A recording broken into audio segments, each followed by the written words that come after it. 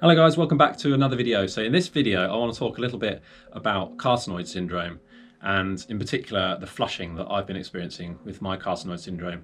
The reason being is I want to, it comes back to the fact that I want to raise a bit of awareness for this type of cancer, so neuroendocrine cancer.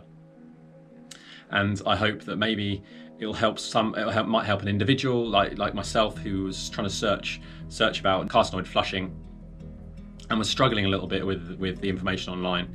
Maybe it'll help an individual like that, and also it might help some healthcare professionals identify carcinoid flushing early on and get a nice early diagnosis for someone. That's the hope anyway. With that being said, if you have experienced flushing from carcinoid syndrome, maybe you could comment in the comments below what it was like for you. What was your experience? Because everyone's experience of flushing with carcinoid syndrome is going to be a little bit different. So this is just going to be my individual experience. But from what I read online, people's flushes can take sort of different forms and last for different amounts of time. So it'd be really interesting if you comment below, and we can maybe make this a bit of a resource for people to come back to and read the comments and learn a bit more. So just a little bit of background about carcinoid syndrome just to start with. So carcinoid syndrome is a condition that results from having a neuroendocrine tumour that is releasing high levels of hormones, often the hormone being serotonin. And what it can result in is having one or a few different symptoms. One of the common symptoms is facial flushing or flushing of the skin. You might get some difficulty in breathing, or in particular some wheezing. You might have a rapid heart rate and diarrhea. They're the sort of common ones that I can find online. So I really only had one of those four, and that's the flushing of the skin. Diarrhea I probably had once every month, but it certainly didn't really go hand in hand with my carcinoid syndrome, and it still doesn't today. So yeah, that's a little bit about the background of carcinoid syndrome, and what I'm going to do now is just jump into the computer, and I've got some footage of me having one of these flushing episodes, and I'm just going to describe what I'm feeling as well at the time of having that episode. And I've got some quite good photos as well to show you. So hopefully, yeah, this can be, as I say, a good learning resource, and someone might get an earlier diagnosis, which is only going to be a good thing. So if this can help one person, then it's worth doing. But yeah, let me show you that footage now. So just before we get into this, this video comes with a warning that there's a man here that has not seen the sun for quite some time. So yeah, if you have a pair of sunglasses or something to put on, maybe do that now. Anyway, yeah, let's check this footage out. So having reviewed the footage of me having a flush, some of the changes in my skin tone are quite subtle. So I'm going to, as I say, explain exactly how I'm feeling at the time, because it might not be obvious to you that I'm having one.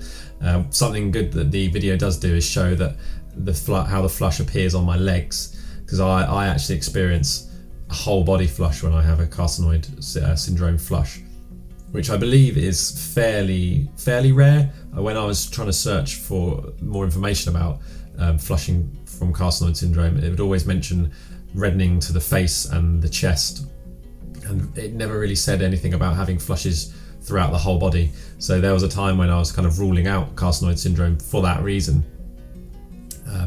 That being said, I did manage to eventually find some literature mentioning full body carcinoid flushes, and that is something that I experience. Anyway, I've got some good photos as well that make it a bit more obvious, and you can really see the extent of the flushes. So something important to talk about as well is about when I have these flushes, what causes these flushes, and that is a question that I've been asking myself for a long time now, because it's not always obvious. But I find that I tend to have flushes when my heart rate goes up, and as my heart rate returns back to resting heart rate, during that period is when I'll have a flush. So you can see I'm in the gym environment here. So what I did some exercise, I brought my heart rate up, and as I was recovering, that's when a flush came on. So yeah, as I say, it's been difficult to pin down over this last year of having flushes. Initially, they would happen in the morning when I got up. So again, that might be due to the fact that my heart rate has been risen, and then it's having to recover back to normal. They would come on, sometimes they would come on from just bending forwards, which was a bit weird, and that was what I was thinking, maybe it was a blood pressure thing, maybe it was something to do with my sinuses. So yeah, it's been quite difficult to nail down exactly why I've been having this, or exactly when I've been having these flushes. But at the moment, it seems to be if I raise my heart rate, and on that recovery back down to resting heart rate is when I have most of my flushes now. So here we go. Anyway, the first feeling I get is a feeling of warmth kind of washing over my face, and my face starts to slowly go red. As I say in this video, doesn't really show a particularly aggressive reddening on my face. It's not always the same level of redness that I get every flush. So this is a fairly mild one in terms of redness. Sometimes I go bright red, sometimes it's quite subtle, like in this one. What we've noticed, me and my wife, is that a good way of a good indication that I'm having a flush is if you look at my eyes. So my eyes become a bit puffy, and I also get a sort of glassy appearance to my eyes as well. So they're often a bit of a giveaway that I'm having a flush. And you can just see in this video as well that there is a little bit of a red patchy rash on my chest there if you look closely. I'll throw up some photos now which show it a lot more clearly. As you can see, it's quite marked, the flushing there on the photograph. And this photograph that I'm about to show as well shows how it really affects my face as well, and you can really see the puffiness in my eyes and the patchy red rash throughout my upper body.